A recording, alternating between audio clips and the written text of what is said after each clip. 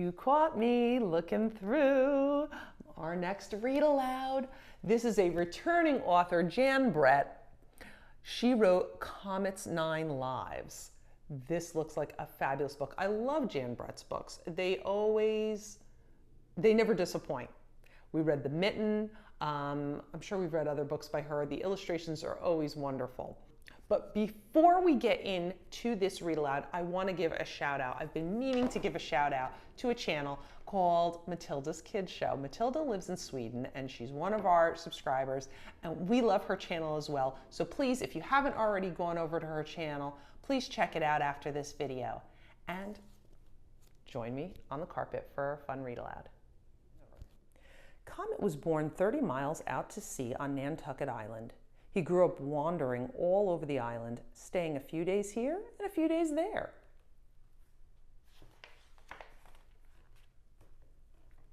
When Comet woke up, he felt fine, but different. Oops! He realized he'd lost the first of the 9 lives every cat has when it's born. Maybe I should find myself a home, and he trotted into the bookstore and settled down on top of a stack of bestsellers. You see him in there in the window? Life was good until one day it rained all morning and the islanders hurried inside for something to read. In the rush, Comet's tower of bestsellers toppled over and he was buried under a pile of books. Oh no! He had turned the page on life number 2. I think I need some fresh salt air. Down to the docks he went and arrived just as the little scalloper, the Gene T, was casting off. Once underway, an easterly wind blew up and Comet knew he had made a mistake. So where is he? That's right, he's on this boat. Up, up the Gene T rose. Down, down, down she flew on a following sea. Comet hung on until a huge wave foamed across the stern and he found himself afloat on the high seas. Well, thank goodness he's got the life preserver.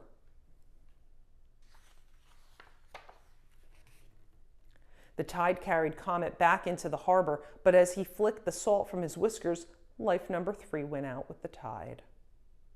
Comet was still recovering on the beach when he heard music. It was the annual 4th of July concert. He climbed up a tree for a better look. That looks like a lot of fun. There's a band playing. People are sitting out on the grass. Nice, beautiful day, listening and dancing.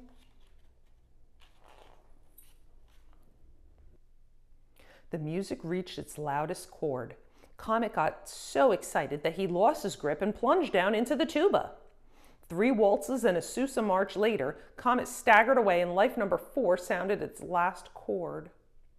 Comet spent the night trying to figure out what to do next. He wished there was another cat around to ask if its lives were going by as quickly as his. The next day, everyone was going up to an open window and coming down with ice cream. Well, Comet was hungry, so he trotted after the crowd.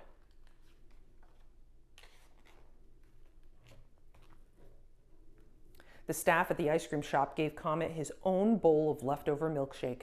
He felt so welcome that he decided to stay.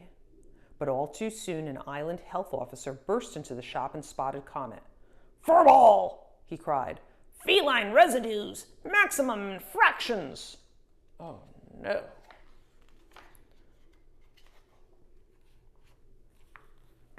That's not good. Startled, Comet jumped up and fell headfirst into a strawberry shake. The staff pulled him out and he watched life number 5 fly off, licking its paws. Maybe I'm trying too hard. It's time for some fun. He climbed into a bike basket just as a crowd of summer visitors were hurrying off the ferry.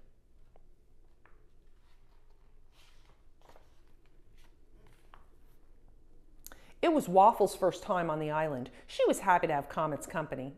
And off they went bumpity-bump all around the island. Just as they reached the bottom of the last hill into the village, Waffle screeched to a halt to avoid a taxi.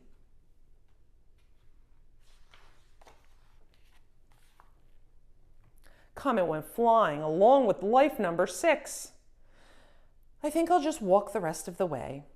Comet was limping by the island theater when a poster advertising the last performance of Summer caught his eye. A beautiful actress with a sweet smile looked out at him. Maybe she would like to take a cat home with her.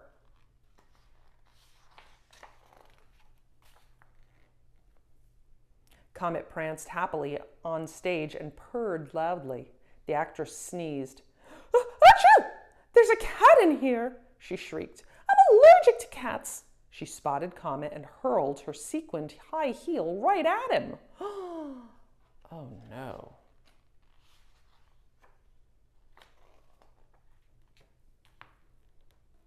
Comet flew through the air into the last row. The curtain had come down on life number 7.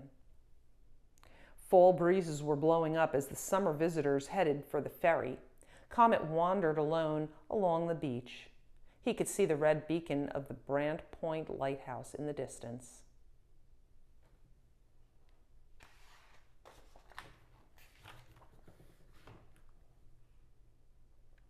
Waves crashed and pounded on the sand. The wind picked up and deck chairs and lobster pots flew by Comet. It was Hurricane Elmador heading straight for Nantucket Island. All Comet could see now was the blinking lighthouse beacon. He ran toward it when a huge wave broke on top of him. What do you think's going to happen? The rushing surf carried Comet into an open doorway as life number 8 washed out to sea. Dazed, he opened his eyes and saw a green light across the room. Meow, someone purred. Meow, he answered, looking up.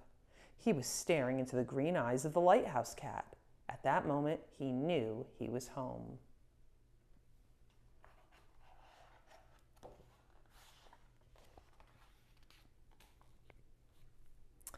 And as the fall days turned into winter, Comet knew exactly where he wanted to live for the rest of his life.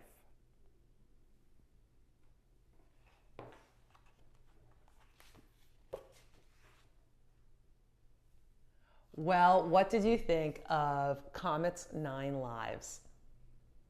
If you enjoyed this story, and I'm hoping you did, I'm hoping you'll come back next week for another Read Aloud and some more fun activities. Smash that thumbs up button, that like button, and if you're not already a subscriber, please hit the subscribe button. It's free to do, and we would love to have you in our Kid Stories and More family.